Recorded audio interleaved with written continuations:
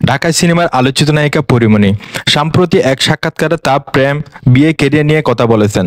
সাক্ষাৎকারে পরীমণি বলেন, মানুষ আমার প্রেমে পড়ে, আমি পড়ি না। নায়কদের সঙ্গে প্রেম হয় না, একজনের সঙ্গে হয়েছিল, বাচ্চা হওয়ার পরে সব শেষ। এসব নিয়ে আমার অনুশোচনা হয় না। খুব সাধারণ জীবনযাপন করার চেষ্টা করি। আমার পাশে সেরকম কোনো মানুষ নেই যে কাঁধে হাত রেখে সান্ত্বনা দিবে যখন আমি কান্না করি। আমার নিজে নিজে কান্না বন্ধ করতে হয়। যদি বুঝতাম আমরা কি চাই, তাহলে জীবনটা অনেক সাজানো গোছানো থাকতো, কোনো ভুল থাকতো না।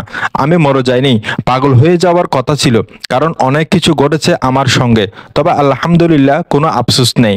আমি জীবনকে অনেক সহজ করে দেখি।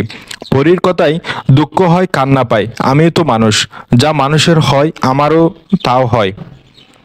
পরি বলে তো আসলেই পরিদের মতো জীবন যাপন না, আমি মানুষের মতো জীবন যাপন করি, বাঁচতে ভালোবাসি, আমার জীবনটাকেও অনেক ভালোবাসি। যে জীবনকে ভালোবাসে তার তো এগিয়ে যেতে হবে।